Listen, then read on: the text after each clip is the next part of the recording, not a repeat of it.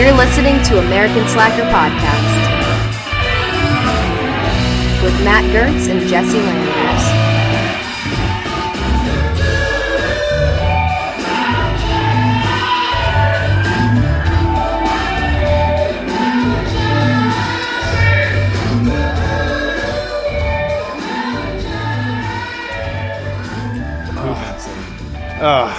I was just scratching my face thinking about it. 2017 in. This is terrible. Terrible way. Oh, this is terrible. So we're talking public poops. Have you ever walked in on like a poop that shouldn't be where it is? You encountered the random.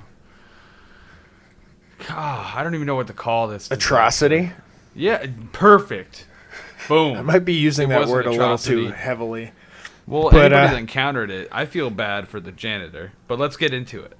I walked into a public bathroom. I'm not going to say where to protect the place's identity.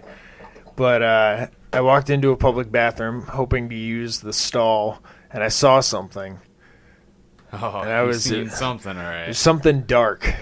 And it was something on the floor and on the side of the toilet and on the lid of the toilet. And it was just... I walked closer, and I knew what it was. That was shit. It was shit where it shouldn't be.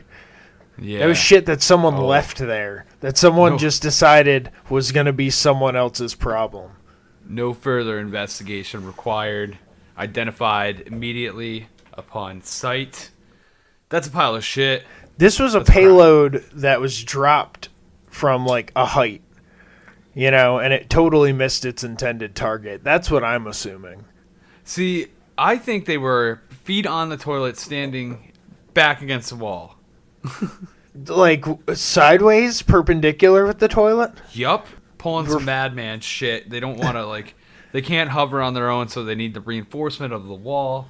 And they figured, fuck it, I have no regard for anybody. I'm going to shit how I want. Oh, man. I mean, that would explain the position of where it ended up. But because, I mean, it wouldn't explain motive whatsoever. You would have to be a madman. That's humanity. I mean, everyone's no motive. Everyone's encountered, you know, someone who just didn't clean up their dog's like shit, and you step in it or whatever, and that pisses you off.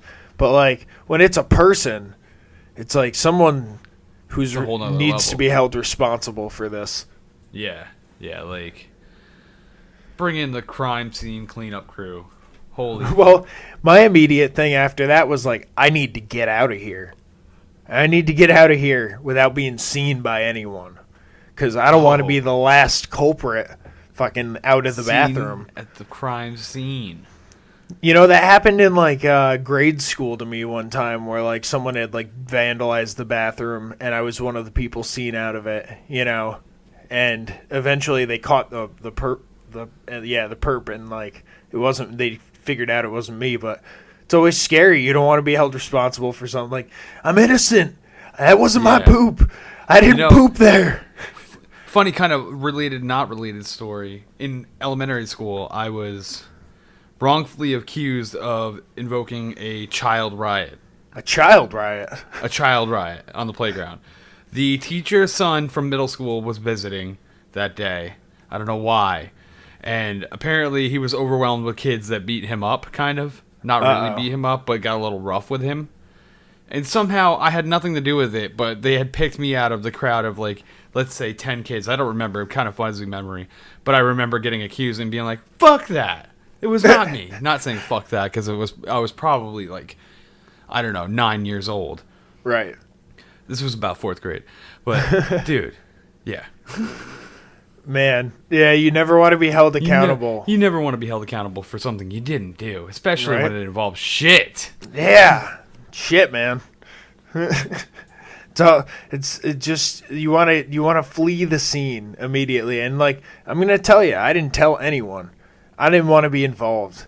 No, I don't blame you one bit. I am not the good Samaritan who's gonna go and try and explain to someone that there's like, excuse me, there's shit on the floor in there. You might want to clean, because you know that they're going to be like, part of them, the back of their mind, they're going to be like, was that his shit? Was he the guy that shit? Oh, He said dude. some sick fuck goes around Like, shitting and You making never people even clean know, it but up. that's the rumor, and like you're like everybody's smiling, and as soon as you leave, they're like, "That's the shit guy. Right? That's the guy." You never want that. So that's I our bet that's Jesse our doesn't advice. Wipe. Oh God, that's a Ah! horrible rumor. That's a terrible rumor. Terrible. How dare Jonathan? No, if you're going with that, you got to go like right into the shower. Yeah. That means you're scheduling them just for the morning. Oh. You're gonna be feeling really uncomfortable come nighttime. Yeah. True. Always wipe. That's our advice. And always flee the scene if there's shit on the ground in a public place. Yes. Yeah. Do not use that restroom. Do not leave any DNA evidence. Wipe your prints and immediately evacuate. If anything, grab a paper towel when you use the handle to leave. Use that paper towel and then fucking dispose of that towel in some other garbage. You want no part of that. You have no idea what kind of barbarian was in this place before you. If you walk in and you see that massacre just laying out before you. What if they link that poop to a murder? Oh, dude, now you're getting deep. Yeah. Like that's linked to something you hear in the fucking news a few days later, and you didn't even know, but you were there, and you left a fingerprint. They're not going to test the evidence because they're like, we got your poop already. We knew it was you coming out of that bathroom. Oh, man. Like, they got evidence from video. Like, Now you're like the fucking Arizona shit stabber because you like walked out of the wrong bathroom. I didn't do it, I swear. Be like, That's they caught what they the all shit say, stabber you piece today. of shit. Yep. You don't want to go down like that. Get out of there. Flee Typical the scene. dirtbag. That's our advice here at American Slacker Podcast. What is up? This is Matthew, And Jesse. and we're bringing you some shitty news to start it off. Yeah, it's shitty for the band in question here. We have Guns N' Roses. They were playing a tour in Australia, one of our favorite places to talk to. Shout out to Australia. Oh, we cannot have a show without talking about them. Come on. It always seems that way. We got one article at least. Guns N' Roses, they're playing a tour in Australia. They do 2 nights in Sydney, and then they play Melbourne on the third day. While they're opening in Melbourne, they go, "Hello, Sydney!" All those years of drugs, man. Yep. No, I mean, like that was their first big mistake in over 30 years of touring. It's got to catch up sometime. That's a pretty good streak. Yeah, you In know, my opinion. after doing like, and then like, you know, if you're touring and you know you're waking up in a different place every day, it's. I wanted to say I was surprised they're still touring in general. I had seen images True. like a few, like I don't even know, like 5-6 years ago of Axl working at a gas station. What? Part Yeah, time? dude. Oh, he went broke at one point, bankrupt, like straight homeless. Oh wow, Yeah. that's no good. I mean, yeah, it's good to be back on tour, I guess. At that point, like maybe that's just what he does in his off time. Yeah. It serves the public. The Guns N' Roses aren't the only people to have done that though. Bruce Springsteen yelled out "Party Noises Pittsburgh" one time when he was actually in Cleveland. Usher mixed up Manchester with Maidstone in Kent at Radio 1's Big Weekend back in 2008. Ooh, that's a passionate place you don't want to fuck up. Britney Spears she confused Manchester with London, I guess, in 2009. So yeah, Never knows where she is. There's a Lifetime documentary coming out about her that I'm definitely, or not documentary, like drama doc thing that I'm definitely not going to watch. Yeah. Me too. I would definitely avoid that. Absolutely, because it's going to be terrible. But yeah, it's understandable. You know, you're waking up in a different place every day, and you're like confused as to where you are. You're hyped up. You're going on stage. You yell it out. So they tweeted out an apology saying like, "Melbourne, we're sorry. We did 2 nights in Sydney. Please forgive us." Mistakes will be made anywhere in life. It's natural. We're a bunch Right? of clumsy motherfuckers stumbling around trying to figure out what is right to do. So, let's all not act like we're not. Well, you know what? That kind of brings us to our next article here, because like I'm wondering if there's any morality issues in this next sales transaction that's being pitched. Kiss is now officially selling air guitar strings. Which, if I How can... is one string an air guitar when an air guitar isn't really in existence? Well, I'll tell you, it's going to be easy because they're auto-tuned, as it says on the package. Well, that makes it easy if you are an air guitarist. Then I thought, what's his name? Wyclef had a patent on auto-tune. And No, you're thinking thinking of the guy on a boat. On a I'm boat? on a boat, motherfucker. T-Pain. T-Pain. Yeah. That was T-Pain was doing it, not Wyclef. Yeah. Fucking, Leave Wyclef alone. He was yeah, original in his he's own good. way. Yeah. And he's a great producer. Fucking, the Kiss air guitar strings, though, it's just a package. There's nothing in it. It's a clear package. That's what you think, Jesse. How arrogant. Ha ha. Well, if they're in there, I'd surely misplace them because I can't fucking see them. It clearly says in small print on the back that imagination is required to use product. Oh, okay. That's what the catch is. That's what I'm lacking, apparently. Yeah. They go for $3.99 a piece. So, if you're into that, I guess. Well, obviously, Kiss is out of merch ideas, and they're getting older and trying to bleed all of their fans for everything.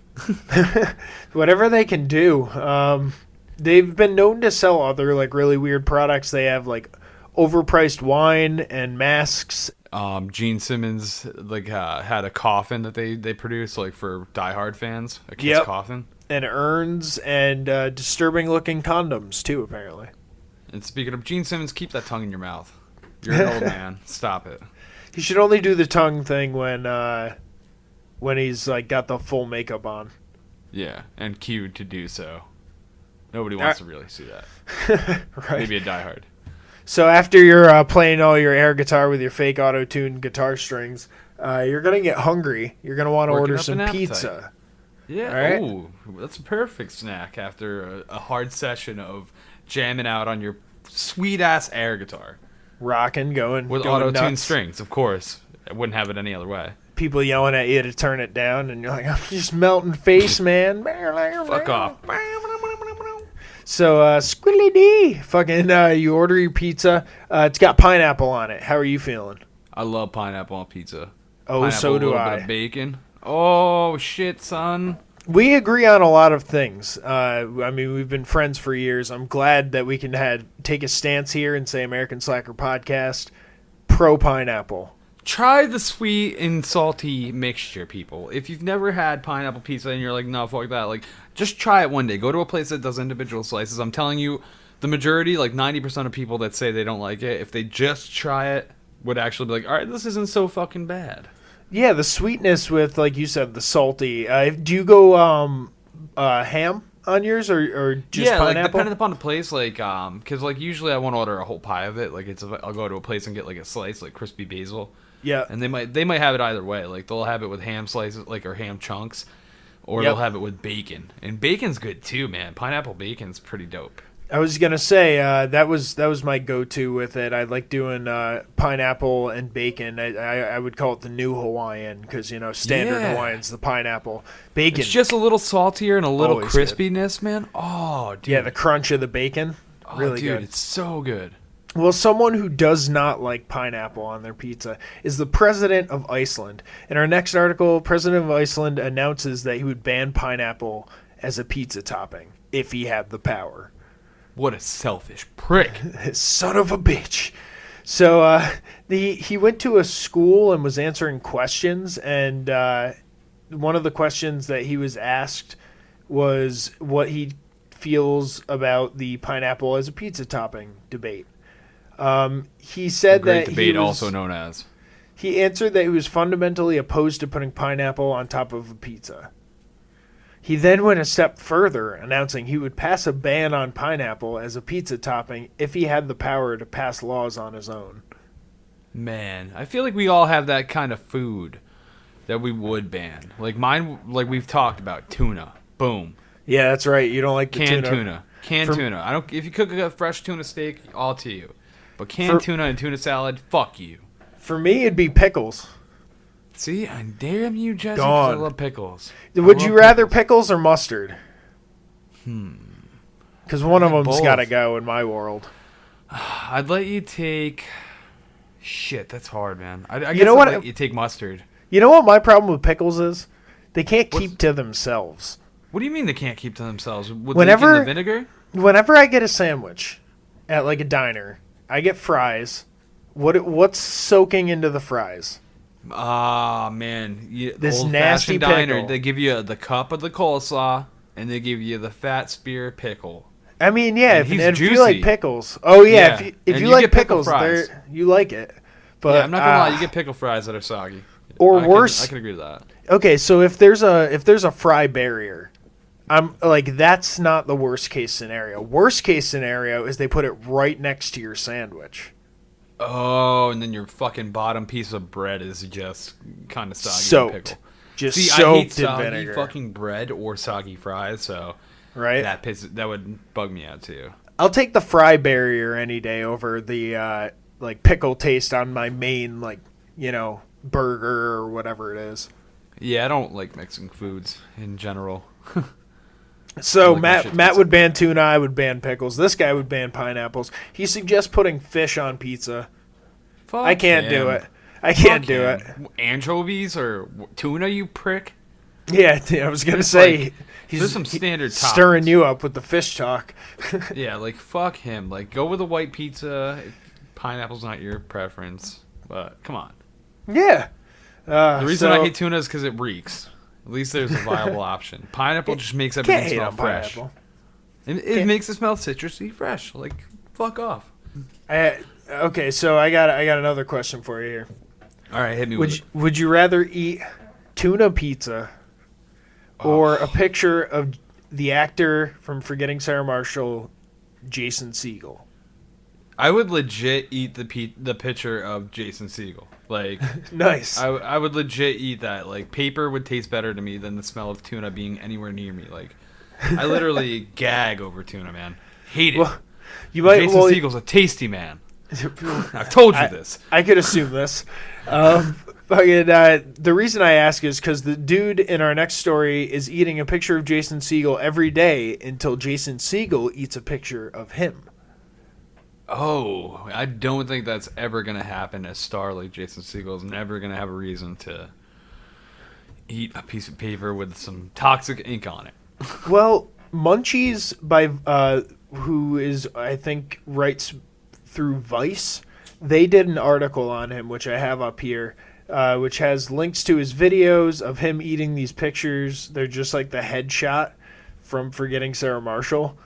And he's been causing a bit of a storm on Twitter. The guy's name is Noah Maloney. His Twitter handle is @ZestyNoah. And Zesty. he's based out of Toronto, Ontario, up in Canada. Hopefully he's adding some zest to these photos. He's got a decent amount of followers gained over this. Pinned at the top of his Twitter profile, it says, "I'm going to eat a picture of your." He tweeted @Jason Segel, "I'm going to eat a picture of your face every day until you eat a picture of my face." So Jason Segel is the only one who can stop this madness. He's been going on this since at least February 16th. So as of today, that's like All right. What I'm week. saying for Jason Segel as an opt-out is get one of those cakes that they print pictures on and just eat the top layer. Oh, that's good. Just scoop Eat the icing icing. right off. Yeah, just scoop the whole icing out real quick and then you're done. Well, And you then know you're what not I eating found? paper. You know what I found funny about this? Like the one video I had sent you, he like blends up the picture with some water in a blender. Yeah, and and it's then- disgusting looking. and then it's this he- gray mess. But Oh. then he doesn't even drink that. He pours that out and then he Yeah. eats the picture. Well, yeah, okay. I see. Yeah, somehow I missed that part, and I just saw him go from blending to fucking eating a piece of paper, and I was like, "This guy's a champion." Yeah, he poured it out and like so there's a little bit of comedy into some of these like videos that he's been making while he does it. So that'd be funny if Jason Segel got a cake with his picture on it and then like flipped the cake over and then ate an actual picture of Noah Maloney here. Yeah, give the kid some slack before he fucking kills himself by eating too much paper. people are tweeting about him and like trying to get this bleached. going. Chemicals are in it, let alone the inks. We're behind you. We're all about hashtag Eat My Face Segel. Yeah. Stars need to interact with their fans more anyway. Come on. If Why anything, not need a picture of the dude's face? if anything, we want help from our listeners to tweet out hashtag Eat My Face Segel at Jason Segel. That's Segel, spelled a little differently than I thought it would have been. Yeah, I tried to put an I in there. We had to correct that. And we're hoping that we can, if anything, maybe we can like end this madness that Noah Maloney Yeah, has let's started. suggest the cake theory. That way he doesn't even have to eat paper. Maybe it's more appealing. Go Yeah. get a cheap cake from one of your local grocery stores with the printed image on it. Eat the Hell, kid's if we- face so he'll stop killing himself. If we had a little bit more of a budget and like better network connections, I would, try and get a cake mailed to his house, Jason Segel's house, with a picture Be like, of hey, Noah. are you on board? We're gonna let us know what area you're in. Tell the local grocery store to print up the cake. We'll pay for it. Yeah, we'll Just pay do for it. that. We just Do got to it. end this madness End before it. this guy dies of ink poisoning. But we'll actually, Jason, if Jason Segel gets at us, listeners, get at Jason Segel. Tell him we will pay for a cake.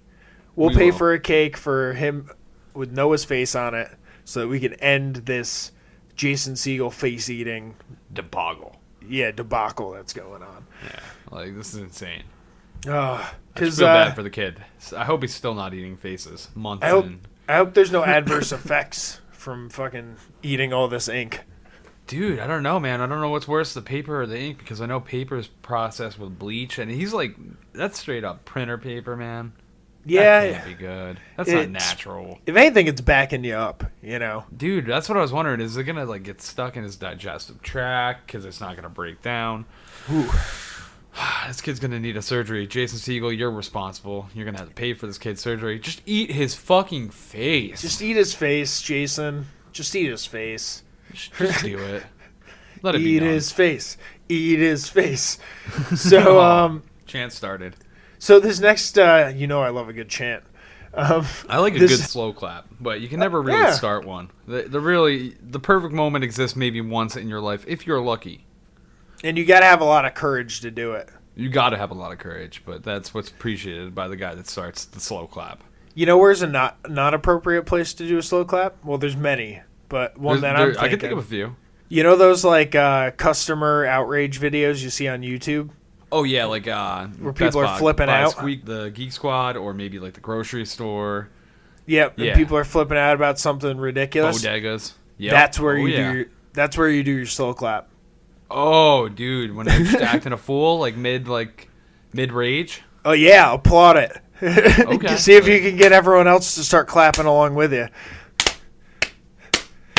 The three other people in the bodega that are just trying to get the fucking newspaper or drink, maybe Yeah. some lotto tickets, or fucking fuck it, yeah. You're a real piece of fucking work, asshole. Well, it'll definitely confuse them because it's like, are they clapping for me? Is this like they want me to act the fool more, or would it enrage the person? One person needs to not clap and be on the camera, because who has the best camera in the area? All right, you're on camera duty. Camera duty. Because Get this on everybody in the YouTube. world deserves to see this shit. Make sure you yell out "World Star." You have to. You have to. I'm guilty of having a video where I yelled out "World Star" with a fight. Flava Flav's daughter was involved in the scenario. I'm that's just gonna right. say. Have we ever talked about that? I don't On think the, we ever have. podcast? It was amazing. It was Halloween night. It was legendary. Yeah, we'll go back through the episodes and maybe we can start off one of them with that because that was a funny story. Yeah, it was snapped. It was Snapchatted and Instagrammed. One of my favorite crime stories that we've ever come across is this next one. Just for the pure quotes that come out of it. This guy, man smeared with black makeup holding meth pipe, told Denton police, "I am the law," before arrest. And that's not the only thing he said. Oh. He was this man was caught jumping in and out of traffic near Denton Square, wherever that is. It's somewhere in Texas. And the man, Joseph Augustini, was whose identified. mugshot features a spaghetti top, tank top at best, maybe a bikini. Yeah, it almost looked like a string with a sign Most important attached. It's a hell of a mugshot. He had black face makeup on his face, arms, and chest. Police said as he was walking in and out of traffic. When police officers spoke to him, he replied, "I am the law, and I am allowed to break the law."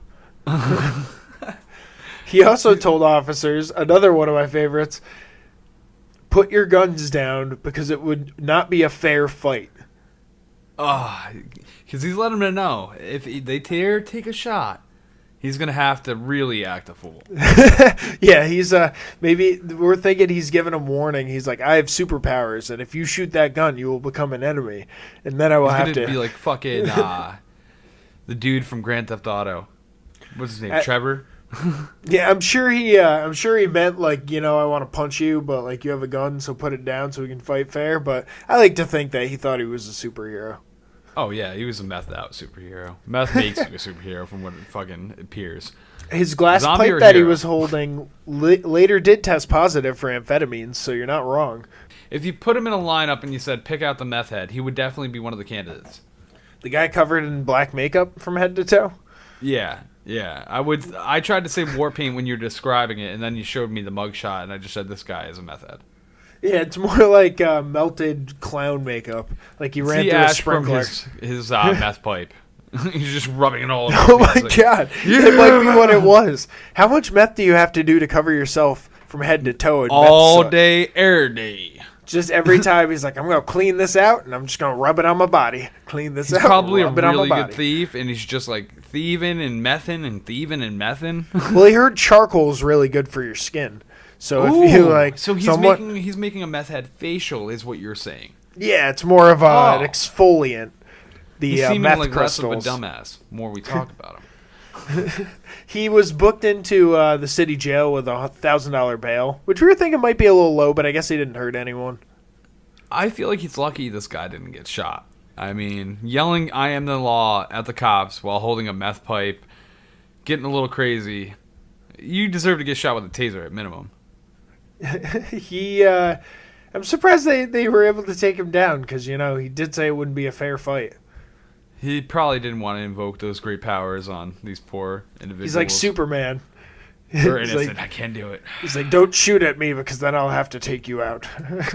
Like that, what was it in one of the more recent action or Marvel, or I guess it would be DC if it's Superman movies, where he was like getting walked down the hallway in the handcuffs. Oh, wait. That wasn't Batman versus Superman, right? It might It have was been. I can't think remember. it was that. either I didn't that or want to say. the Superman movie before it. It was either of those two. I always see that one with a meme where it's like, oh, in Skyrim, when you break the law and you're level like 100. It's like, I'll let you take me, but I could easily fuck this up. Right. So yeah, that's one of my favorite ones that we've ever covered as crime stories go. Just because I am the law and put your guns down, this wouldn't be a fair fight. Or I am the law, I can break the law. He's definitely one of the most vibrant characters we featured on American Slacker. And he was smiling when he got his mugshot taken. He's the meth head of the mass, you could say.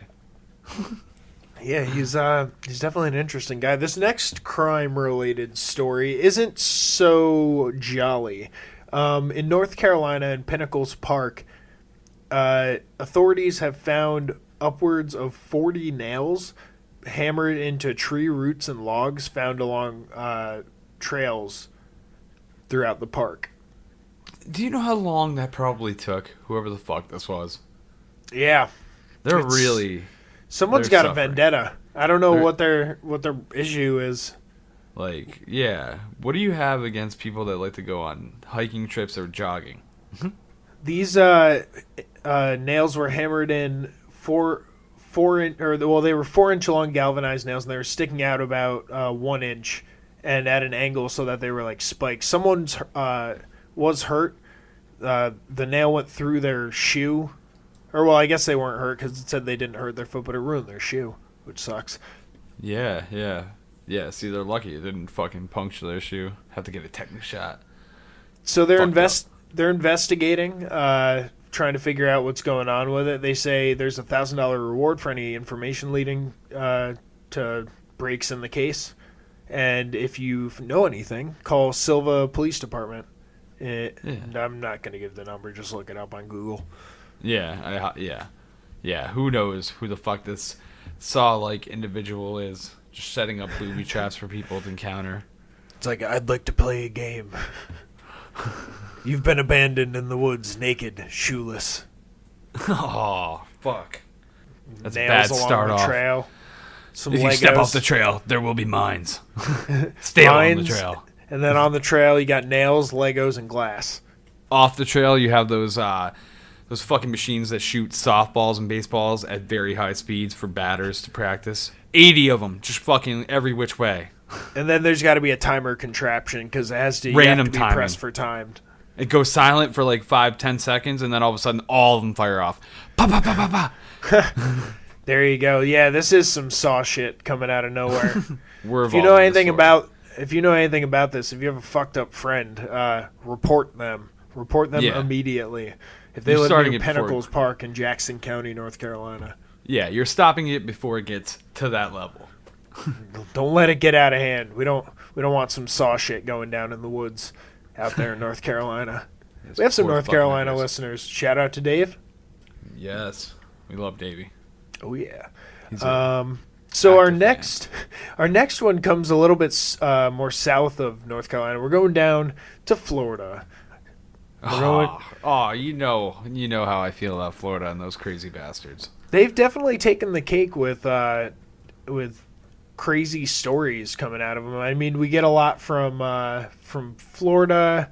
We get some from. I'm trying to think where else Florida really stands out. I'm looking at a map right now. I remember Florida Kansas really City. Takes You the said cake for crazy stories, man. Every time I'd love to mention that there are a bunch of lawless fucks. I know it's not literally, but I mean, you guys come up with some crazy stories between spring break and just it's nice weather year round. People tend to get a little crazy, enjoying themselves. Yeah. Yeah, this was a bit of a domestic situation in Boca Raton, Florida. Police say a 21-year-old man repeatedly punched a blind relative who called him by his given name. Apparently, he doesn't like his name. Oh, don't you dare call him by his true name. You know he doesn't go by that. The Palm Beach Post reported that Bernard Muscandin? There you go. Said, "Don't call me Bernard," before attacking the relative. Police reports say he prefers to be called Ben. Oh, I thought he liked Nardog. Nardog, yeah, there you go. This is another crime story that's just like nice little quote coming out of it. "Don't call me Bernard," as he punches his blind relative. That's so fucked up, punching a blind guy just because he called you by a name that you dislike. He told police that the relative was upset because he was criticizing him about staying out late and drinking and smoking. So, well, don't you dare question Bernard about staying out late. You call him said, Bernie? "Don't call him that. He's coming for you." He's gonna stay out late smoking weed and talking to the ladies, man. She's like, "Bernard, where have you been?" Don't you worry about where I've been, and don't you dare call me Bernard. Like, where the punch is coming from? I can't see. That's horrible. You can't punch a blind person. You got to. They can't develop a. Yeah, they can't develop a strategy to defend themselves. That's just not okay. You got to challenge them to a singing competition. That's the only fair way. Yes. Yeah. I'm trying to think of something that they could compete in. I was gonna say maybe chess. I don't know. Maybe you can feel the pieces. Take away the vision from the other person, and then put them both. Anything physical? Then put them both through American Ninja Warrior. Oh, and then you got a goddamn show. Yeah, because then the playing field is even. That's pretty goddamn even. But here's the thing: Bernard's nemesis would have the uplift because he's already been blind. Okay. So what are we we'd doing? Have to fuck with him. We'd have to whack him in the head a couple times or something like that. I don't know. I'm just naming off things that might work. I was thinking we pull from your idea before and we shoot like dodgeballs from the sidelines. again, I feel like the blind guy is gonna be like a little He's bit. gonna sense him. He's gonna sense him. He's gonna have like that extra perception. He's been blind. Okay. He knows his sense of smell, his sense of like feeling like the draft of like something coming at him. I don't know. The combination of that and the sound, I feel like he's at an advantage. He's already studied the art. You're thinking all blind people are Daredevil though. Yeah, you caught me. They're not all Ben Affleck Daredevil. Damn it. Well, now it's that new guy Daredevil from Netflix. I don't know why. I haven't seen that yet. So Daredevil It's pretty is still good. Ben Affleck to me with a tainted taste. But he's Batman. He can't be both. He can't be both. That's the fucking thing about the universe that's getting flip-flopped too much. Like, just stick to the characters and actors. Even though, who was it? Chris Evans was the Human Torch and Captain America. Wait. Oh, yeah. I don't know why I tried to say he was Thor. That was not him. No, that's it's Hemsworth. Yeah, one of the Hemsworths, who are also Australian, I think. We're going down a rabbit hole here. So yeah, don't call him Bernard, or else you're gonna get decked, even if you're blind. That's the main point of that story. Any Bernard. This applies to any Bernard. Just call all Bernards what they Ben. prefer to be dubbed. Step lightly around Bernards. Sir, what do you prefer being called? Because Bernards are beasts, and we all know that. Yeah, I guess so. They'll punch blind guy. They'll burn you. So that's about it for news. We're keeping with fighting though, packed by popular demand. It's time to step into the motherfucking green corner. Fight. All right, so to start out the green corner, I want to hear some fucking feedback. I want to know if anybody is interested in hearing about Bellator, because I was about to start covering Bellator, but I don't know. I don't know if anybody listening is even caring about Bellator. The fight that I was caring about with Fedor returning, an undefeated champion from Russia, who actually, we talked about disputing the child MMA in one of our last episodes. Yep. He was supposed to return to Bellator, undefeated not champion, but undefeated. I was looking forward to it. He's an older competitor, but at last minute, his competitor backed out. Before we get too into it, for anyone who doesn't know what it is, what is Bellator? Bellator MMA is like probably the next in line to UFC. You can catch it for free on Spike, I believe. Friday and Saturday nights they do events. And what happens is like they have a lot of great talent too. They have a lot of like ex-UFC stars and people that are coming up from like WEC and a lot of the lower promotions. Yeah, because I wasn't too familiar with that with Bellator, and I always heard people talking about it, and I wasn't really. I thought it was just like I knew it was an organization, but I didn't really understand what it was. Yeah, it's one of the only other promotions that you'll find on mainstream like cable, and they get a great amount of talent. A lot of guys that don't work out in the UFC end up going there. It's definitely a prestigious promotion. Maybe we'll put up an Instagram post asking if people want us to cover Bellator in Green Corner. Yeah, like a poll or something. That would be a good idea. Moving along, let's get back to the prize. Let's get back to UFC. Since February 10th, UFC has been cutting their roster of fighters, and up to this date, there's about 25 or 30 fighters that have actually been taken off the official roster. You'll find people that you expect, like Tim Kennedy recently retired, Sean O'Connell, Aisling Daly. Those were all people that actually retired. But you'll find like Takeya Mizuki, Rick Story, Lorenz Larkin, Taylor Lapellis, a lot of known names that were coming up and comers. Cole Miller, Joe Gigliotto, Freddie Seriano, and most notably, you'll notice Brock Lesnar. The Beast incarnate. Brock Lesnar, a man who has done many things in his career. He's currently and has been a pro wrestler. He even had a year stint in the NFL as a professional football player. Oh, I didn't realize that. Yeah, I even found out he had cards produced for him. He played for the Vikings.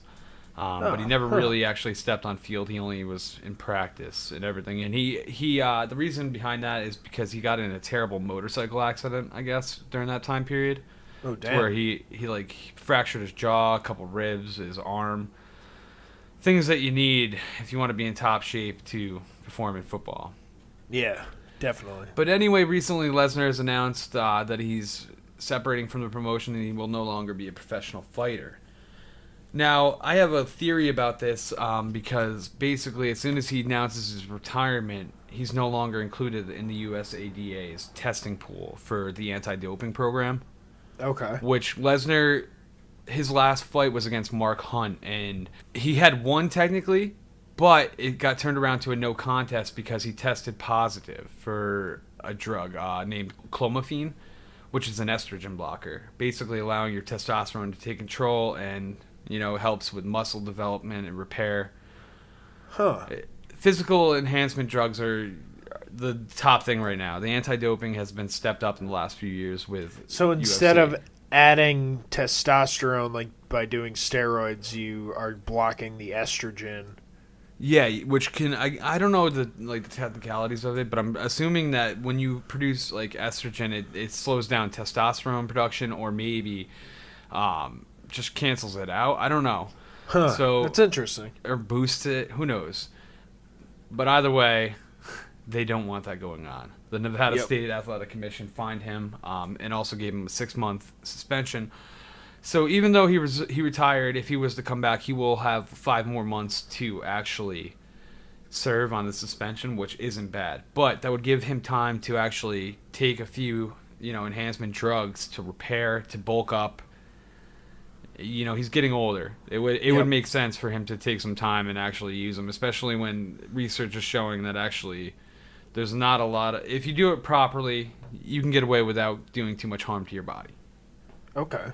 Yeah, it's evolved from just typical steroids to there's a billion things that are actually illegal to use under UFC, including cannabis use, even, cannabis that doesn't have THC.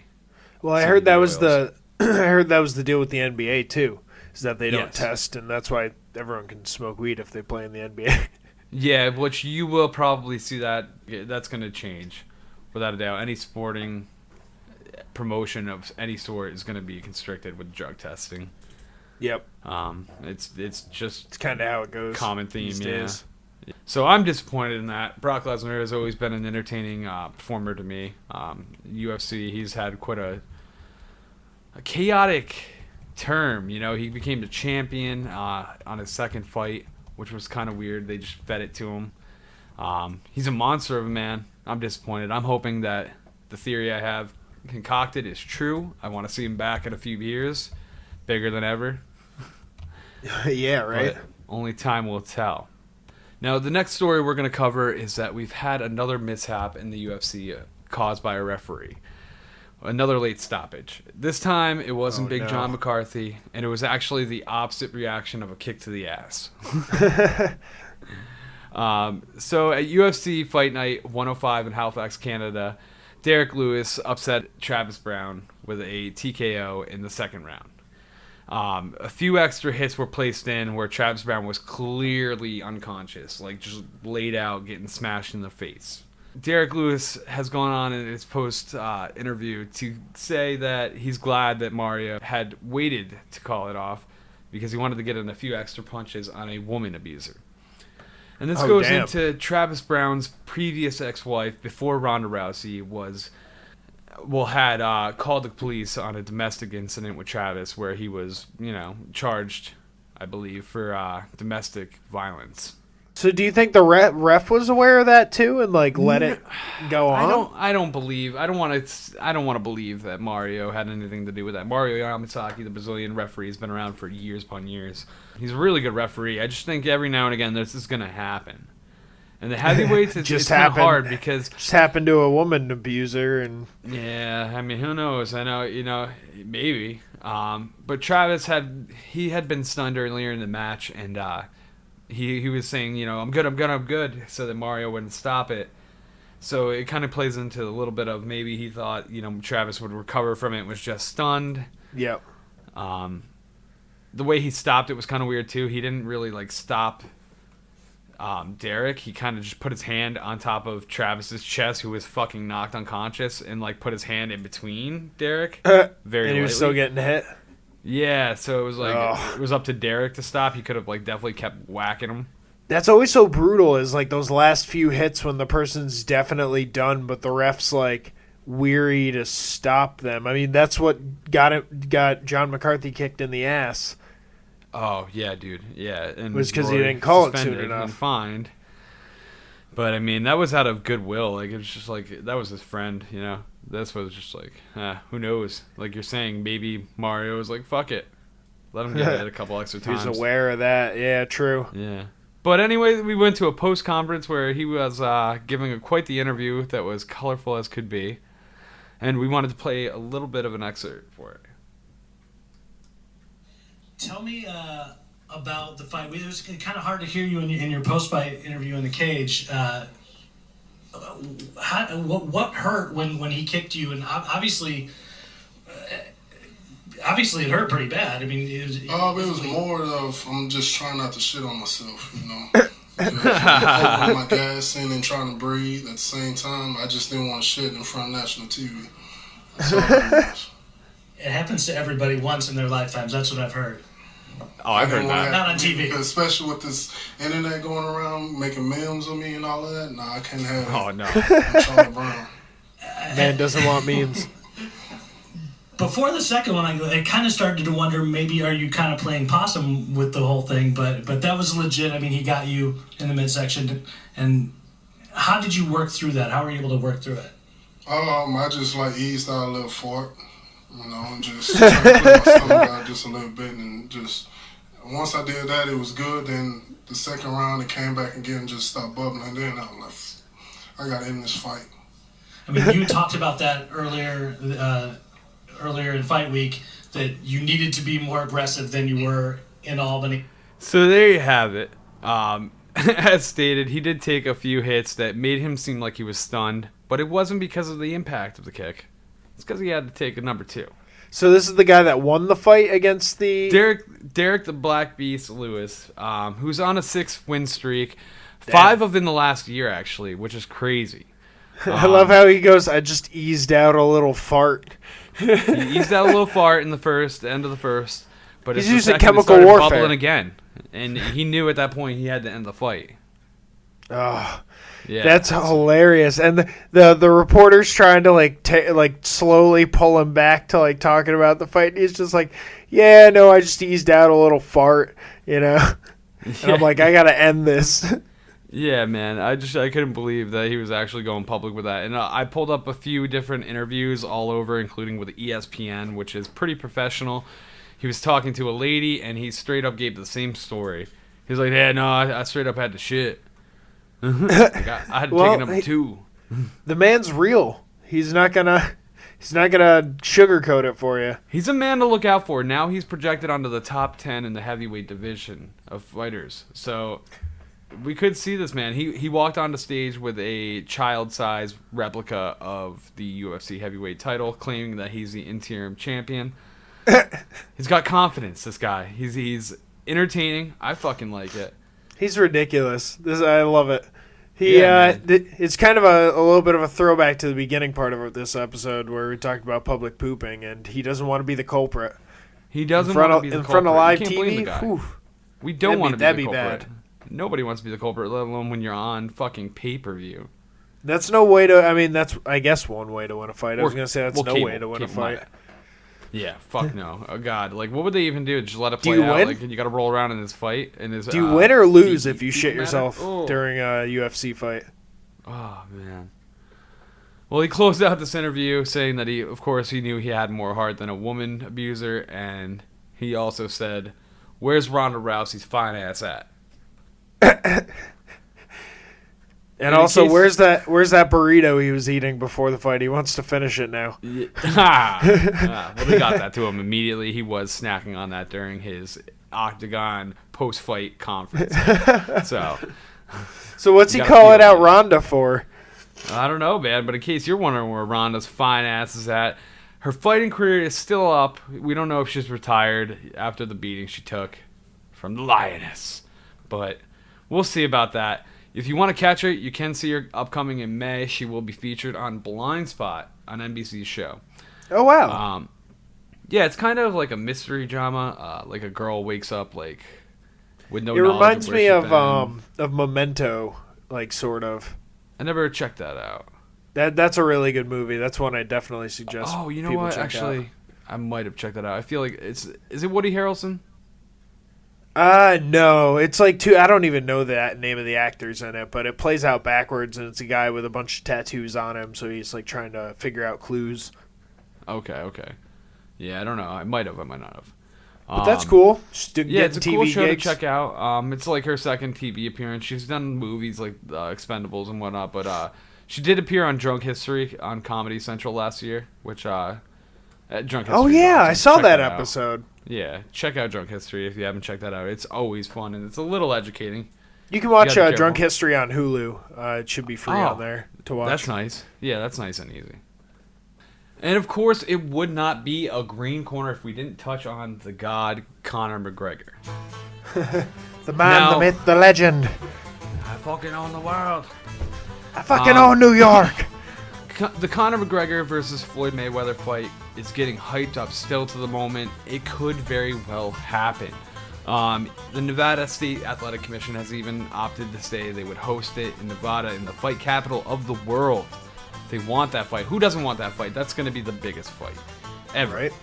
Right. Famed trainer Freddie Roach has also been publicizing that, saying that it's in the works. It's going to happen. He's talked to Floyd Mayweather. He wants to train Conor McGregor, which Freddie Roach has been in MMA and boxing for a long time now. He is definitely a coach that you would want to have because he would probably understand what transitions need to happen here. Okay. The development of tactics. So that's a good choice on his end. It would be. I haven't heard anything from Conor even reacting to this, but the regard is it's still a possibility, and Vegas has even released odds. Everybody wants this to fucking happen. 25-1, Floyd Mayweather is the choice. But Freddie Roach believes that McGregor definitely has a chance. He's fierce. He can level with one punch. One punch can change anything in a fight. And Conor definitely has shown over and over again he has that fierceness, leading to TKOs over and over again. Yeah, Another reason he has, for sure.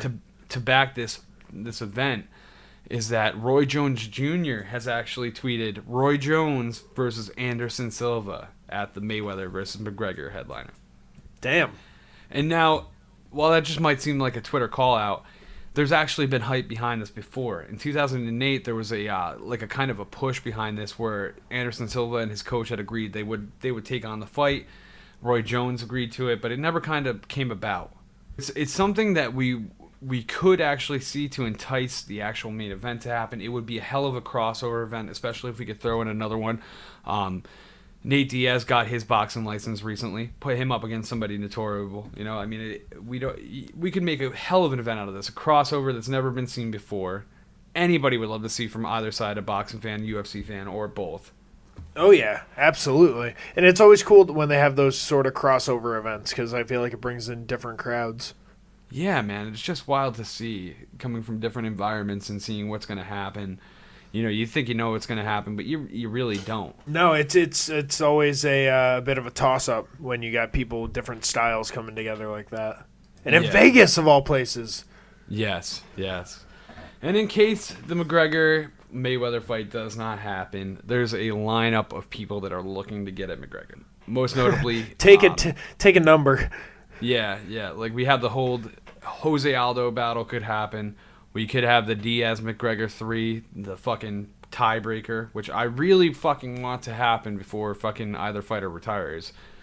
Max Holloway is another contestant that could fight McGregor. One of the only men besides Diaz, actually. The only other man besides Diaz to make it to the card against McGregor.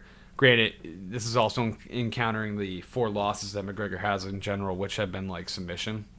Okay. He got submitted all 4 times. Jeez. Yeah, choked out and a knee bar, I believe. Tony Ferguson's another explosive competitor. And I mean, even a lot of people are saying Khabib Nurmagomedov. Very hard name to say. Nurmagomedov or something? He's the guy that comes out with the blonde wig, in case you don't know.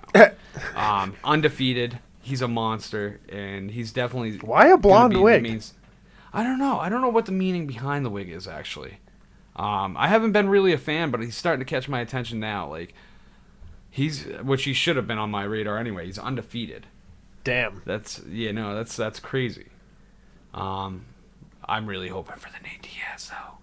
Oh yeah, so are a lot of people. If the we could Diazes even see him go blacklisted. and go into the welterweight championship territory, which could be Tyrone Woodley or Wonder Boy. We'll have to see in the future coming because there's a matchup coming that will decide who will have the title. But it wouldn't be beyond McGregor to go into another title, try to be a 3-weight division champion. Right. He's going after everyone's belt. That's McGregor, man. He wants the goddamn world. Who's going to stop him? One of the last things I wanted to cover is that finally GSP is going to be returning in the near future. Now, there hasn't been a date or an opponent settled, but it is about time. GSP has been in trying to organize a deal with the UFC for a long time. I guess it wasn't really the money that was causing the issue, but who he faces. He wants freedom to choose his opponent. Apparently, he has his eye on Michael Bisping, and he wants to go for the middleweight title. Okay. Which is deserving. GSP retired with the championship, saying that he needed to take a break in 2012. So it's been some time. But he stated that he is in better shape than he's ever been, and he could beat his old self without a problem. So he's riding confidence. He's riding a 12-fight winning streak as well. So he's got a lot to live up to maintain his 25-2 streak. Wow. Yeah. 2 losses, man. Only to Matt Hughes at UFC 50 in 2004 and Matt Serra at UFC 69 in 2007. So those are a while ago, too. Yeah, 5 years before he technically retired, like for the short term, we could see a variety of opponents, but I think the Michael Bisping fight is most logical. Put the man into the championship territory. He retired a champion. He is one of the most legendary fighters of all time. The Montreal native. Everybody knows GSP. Come on. Oh yeah. Yeah, George St. Pierre is the man, and I'm hoping he goes right to a title championship. I mean, they fed Brock Lesnar. They feed certain people that they know will bring money. Like they give Conor leeway. Old George St. Poutine. That's not what the P stands for? No, not at all. If people don't know what poutine is, it's a Canadian dish served in the Montreal area and the Quebec areas. It's like French fries and gravy and cheese. It's really fucking good. Oh, that sounds so fucking good. I wish I had an order of that right now. George St. Poutine. We're just going to Canada for some French fries and gravy, sir. Yeah, exactly. That's what they were talking about. They're talking about poutine. They just didn't know the name, poutine. They had said that, they would have never got arrested. All right, so I'm going to close this out, people. You got something to look forward to. UFC 209 is coming up Saturday, March 4th, Las Vegas, Nevada, the fight capital of the world. We can't wait to see a fight in Nevada. We're trying. We're going to go to Vegas this year, but there's no fight scheduled in our time. Not yet, at least. Not yet, at least. Maybe we'll get lucky. Maybe we got to write some letters. UFC 209, we got a great card ahead of us. One that I'm actually excited for, which has been a letdown lately. I wasn't too happy about the previous few cards. It seemed kind of damp and light. But the headliner is Tyrone Woodley versus Stephen Thompson for the belt, the welterweight belt. I can't wait. The second main event would be Khabib versus Tony Ferguson, which is going to be another fire fight, and I cannot wait. And also, you will see the return of Rashad Evans versus Daniel Kelly. Lando Venata versus David Timur, which are 2 younger guys. It's going to be a great fight. Both of them only 1 loss. That's going to be interesting to see who's going to take that second loss. And then the last piece on the main card is Alistair Overeem versus Mark Hunt, 2 of the biggest names in the heavyweight division. That'd be a good one. That's going to be a great one. Mark Hunt will sue the fuck out of Alistair if he is doping, as previously stated all over social media and UFC news. That's another thing we haven't really covered. But an Overeem problem. Yeah, Mark Hunt is pissed about the whole Brock Lesnar situation where he got his ass beat by a steroid freak. Next one to do that shit is getting sued. Yeah, I don't blame him for being pissed about that kind of stuff. If you're trying to go at it clean. He's the all-natural Hawaiian. He's a little chunky, too, so that doesn't help out. He's facing these dudes that are cut like fucking Greek statues. Mark Hunt's Hawaiian? Or from Hawaii? He's a giant Hawaiian. He's a monster. Huh. Didn't know that. Yes, dude. He is fucking giant, man. Well, I'm rooting not for giant. him. He's 5'10", but he's 265 pounds. He's got a lot of weight, I should say. I'm making him seem like he's a fucking tall-ass guy. I was going to say, I thought he was a little bit shorter than Alistar's got like 6 people who inches are on him. heavyweights. Well, yeah, but he's just a monster. Like, the hitting power of Mark Hunt is, like, the most notable thing about him. Like, Yeah. that's why they put him against Brock Lesnar, because it was, like, 2 heavy hitters. True. Alistar is a Lesnar's got like a technical fighter. foot in height over him, though. Oh, yeah. Well, yeah, and Lesnar was cut as fuck. Alistar is the same thing, dude. Alistar is rocking an 8-pack. And the difference is Alistar's whooped Brock Lesnar's ass. And he's a technical fighter. Like, the technicality of his striking is going to be a little bit much for Mark Hunt, I think. So this might be a harder fight than the Lesnar one for Hunt. Oh, yeah. I would say. I mean, Alistar has definitely whooped Brock Lesnar's ass, as previously stated. And I'm putting my money on Alistar. He's the man. Okay, I'm going Hunt. You're going to say How Hunt? much? How much are we putting down on this? Let's put a gentleman's bet of $5. $5. All right, I'll hit you on Venmo, or you'll hit me on Venmo. Yep. If Yep. depending know the on how results this goes down. March When's this event again? March 4th? 4th, Saturday. Okay. It's the Woodley versus Thompson, too. Okay, so people will know by the next podcast who won that bet, I think. Yes. We will fucking put up. We'll talk about it on the episode that's relevant, and we will put a post up. Hell yeah. This is exciting. I'm pumped. This is exciting. Gentleman's And that bet. Wraps up the green corner for now. Awesome. I'm happy we had another green corner, as are some been of a our minute. listeners. It's been a minute. I didn't realize that people wanted to hear it more. We'll keep Well, up on it. we had Green Corner Plus on, I think, like 2 episodes ago or 3 episodes ago now, and that We got was something kind of fun. really interesting for you guys coming up. That's another green corner evolution. We're not going to give away any details, but it's going to be fun. Another Green Corner Plus type of thing. But next up, we have video games. We are talking about some interesting releases that we've had the honor to check out, and also some free games that are coming at you on Xbox. Sorry, PlayStation people. We're only covering Xbox here at American Slacker Podcast. We kind of talked about it and debated it for a little bit, and we feel like we might do it a disservice to talk about games that we're not able to play. Yeah, being Microsoft guys, it seems unfair to like talk about games that we have no clue what the fuck they're about. And we don't want to why sit even here and step sell into you that on domain? it. Yeah, if we why don't even step into play the it. domain? We're just going to talk about the things that we actually touch and know about. Definitely, that's that'll give you a better perspective on which things are worth it and which things are actually worth your time. We're starting off since February is almost over. Depending on when you've heard this, you might have a chance to grab a couple of games that are still available from Xbox Live's Games with Gold program, Which would be Star Wars, Force Unleashed, and Project Cars. Yeah, and I've downloaded both. I've downloaded Force Unleashed and Project Cars, but I haven't had a chance to play either. You played a little bit of Force Unleashed, right? Force Unleashed, you will see that it's timed. Like in the content, like you could definitely see that it was made for Xbox 360, graphic wise and gameplay wise. Like it's very controlled, very limited. Yep. But if you're a Star Wars fan, you'll get a kick out of it using the Force and just destroying shit. And if you're an achievement hunter, if you're these an free achievement games hunter, are it's like fucking easy. gold. Yeah. Yeah, I got hundreds of points like within like 30 minutes. Like it was so easy. So definitely download them, get easy achievements, and just fucking have another game in your fucking wallet on your download. You know? And that's the one thing that I wasn't really aware of. I think you had told me about this a while ago. If you download the games, even if you delete them, you're able to re-download them later onto your hard drive. Yeah, which is good to utilize, especially when Xbox One, most of the time you're working with a 500 gig or maybe 1 terabyte.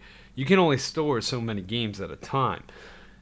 But they're always giving away these free games, and you might want to play it at a later date. Why not just download it, add it to your install? I'm not sure if you even have to download it. You might only have to add it to your queue, and then you're good.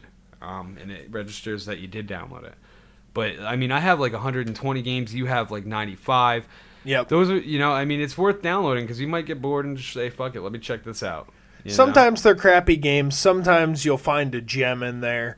I mean, Yeah. like you said, the Star Wars one, that's kind of classic if you like Star Wars type of games.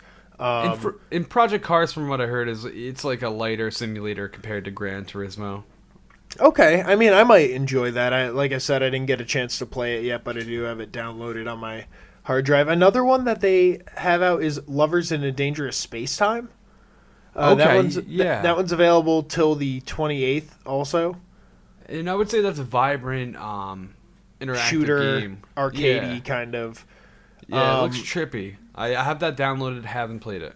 And I couldn't remember the name, so I didn't want to mention it. That's another one that I also downloaded, haven't played. But from the reason that I didn't play it, I almost hopped on it one day. It looks like it's better played with multiple people. So I was actually waiting for you to hop on so that we could try that one out together. We'll have to check that out and then maybe give a review.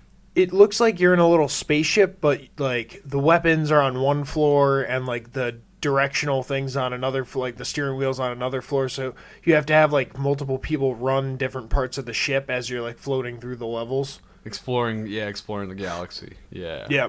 So those are some of the February ones that are available if you go and snatch them up really quick before the end of the month here.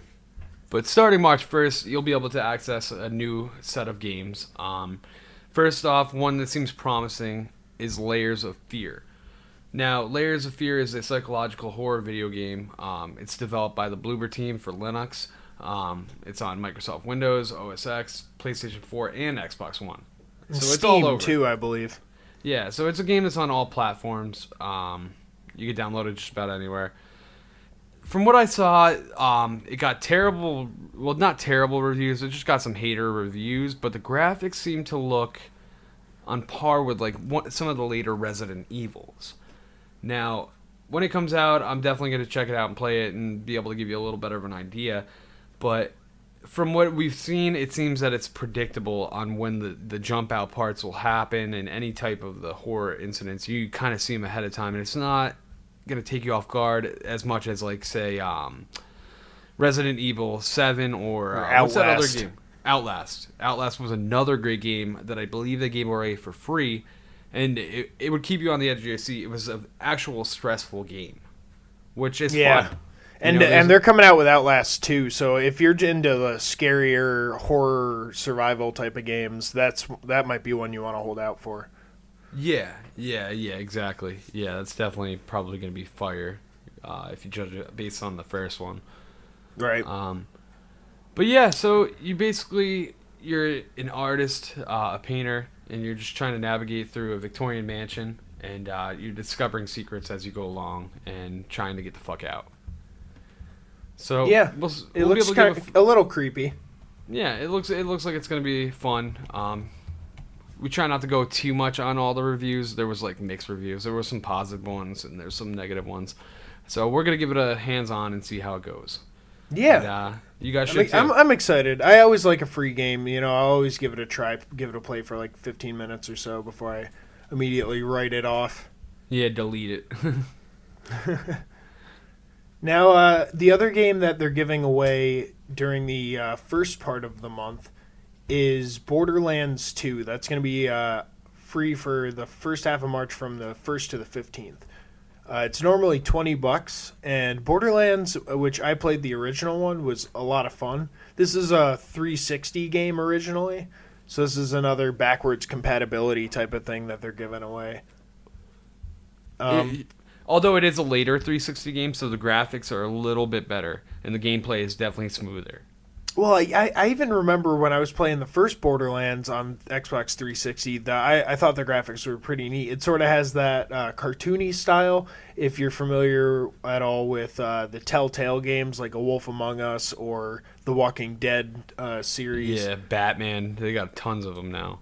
Oh, yeah.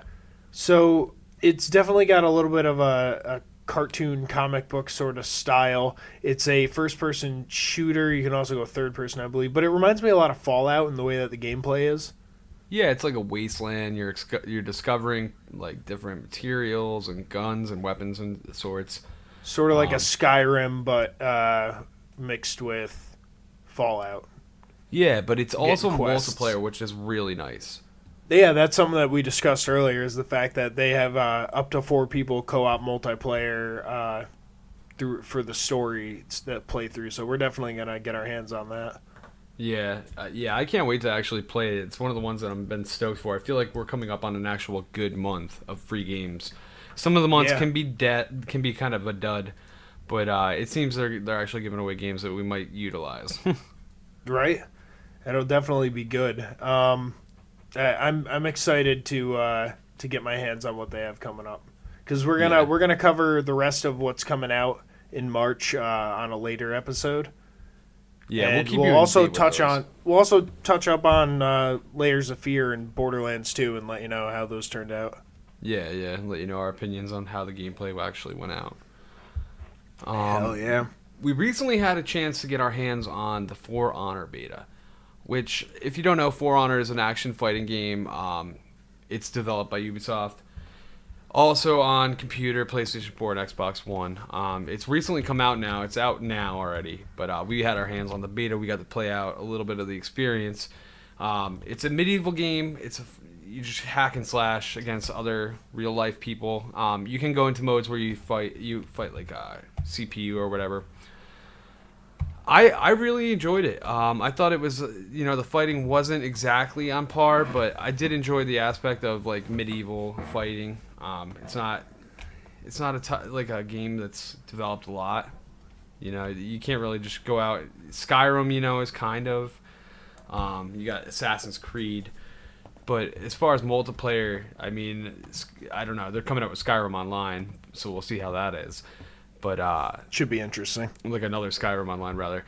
But yeah, I don't know. For Honor just seems like it has its own thing going on. It's a cool deathmatch style. You build up your characters. There's an array of people to choose from, including knights, samurai, and Vikings. There's more factions that are going to be included as they go along. They'll release more.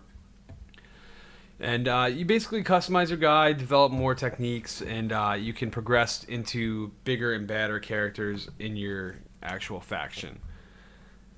And we had a chance to play it. I liked it. A little sloppy, but it was the beta. So it's like I feel like we need to play the real game to really feel if there's a difference on the smoothness of the gameplay and the mechanisms of the actual fighting and combat.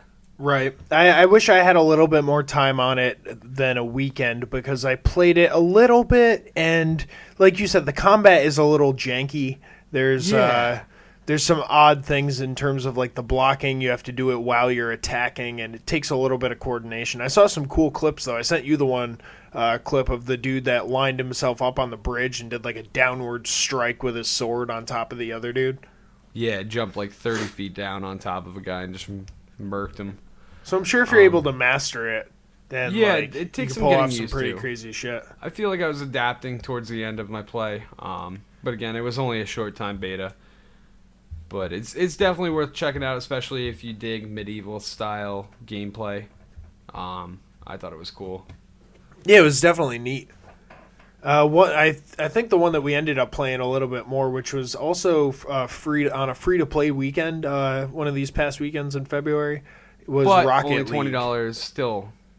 Yeah, Rocket League is only $20. It was $15 to buy, and it was for free play on the weekend. This is something that me and Matt had heard about a lot in terms of like games to try, but we never really gave it a chance. Yeah, I heard it was huge on PC. I know it's one of those cult games that has a huge following, and people even get paid to play and all that. People are probably sitting there going, "How have you not heard of Rocket League?" Yeah, I actually brought it up at a party, and people were like, "Yeah, what the fuck are you talking about? We've been playing Rocket League forever." It's funny. So yeah, I guess maybe we're just one generation above Rocket League, and we just tapped into it. But we're enjoying it, and we're playing it on the free weekend. We're gonna buy it, I believe. Yeah, and just so you know what Rocket League is it's basically you control these little RC cars inside of a small dome-shaped arena, and basically the goal is you can play the main standard mode is a soccer type mode where you're pushing around a ball that's roughly like 10 times the size of your car. And your car has the ability to jump and use nitrous, and it's a physics-based game, so it's actually fun. It's like soccer with little RC cars on turbo. Yes, yeah, exactly. And you can customize. There's a lot of customization that happens, so that's kind of fun. It adds a whole new aspect to it. But the physics, it adds it's really on par with the striking, and it's fun to just constantly be battling and trying to take the ball and line up your shot. And it's a game that I haven't seen too many like it. It reminds me a little bit of IDAR, but in a 3D element. You can also play hockey.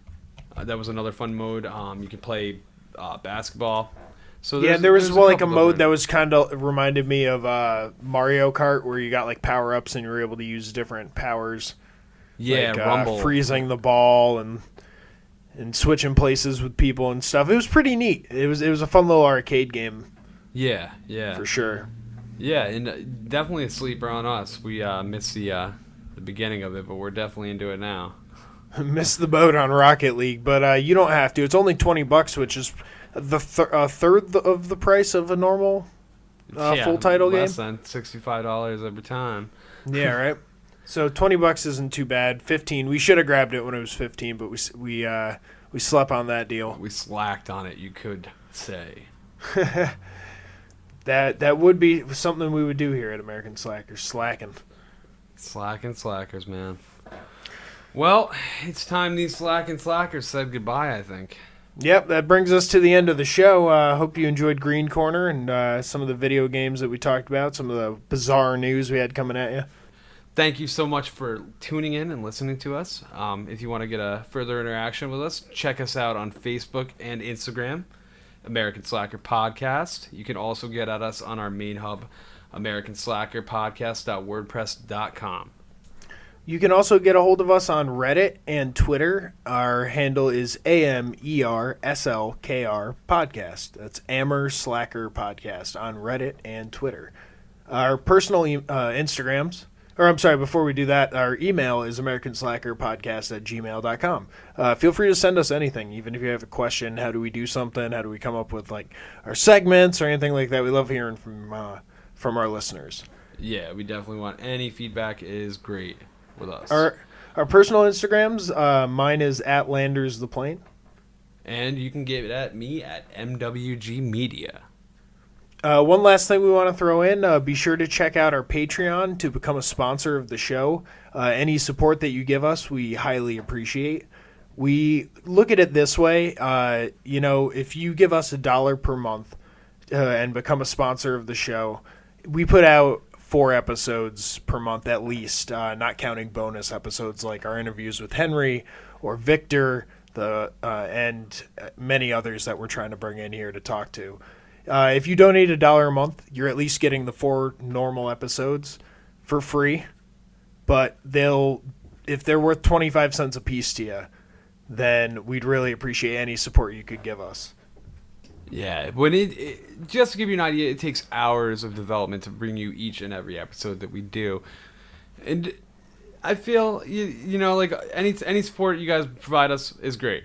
Even if it's just writing us an email. Yeah, definitely. And as Jesse said, we always try to bring you 4, hopefully 5 or 6 episodes a month, and soon you'll see a little bit more, but we're not going to get into that. So if this hour and a half or hour 15 worth of content on your drive is worth the quarter, head on over to our Patreon. You can find links on our website, or you can go straight to patreon.com and search American Slacker Podcast, where you can find it. They make it really easy. We also have a lot of future ideas that we're hoping to get off the ground, including a political podcast, because we don't talk politics here. Yeah, we generally keep a non-biased opinion on even stories that might have a slight undertone of politics. We want to keep it a friendly, neutral environment on American Slacker. But we also have statements. We have our own opinions. So we are going to put those out on a separate podcast, kind of related to the show, but not the show. Yeah, that way you can enjoy us in a different light. And we also have ideas for a movie-based podcast and a music podcast, to get more interviews and talk to more musicians. So if you think it's worth it to help us out and sponsor the show, there's multiple things you get back from that, which include, a shout out from us on the show. If you donate $5 a month, you'll be able to ask us a question that we'll read and answer on the show. So, And T-shirts to anybody that does 10 or more. Yeah, we're definitely getting that going for you guys. We're on the verge of having promotional T-shirts, so we're happy to hear from you and happy to get all this out to you. In any way, shape, or form. Thank you, everybody, for tuning in. Again, we fucking love you. And, that's it. There you go.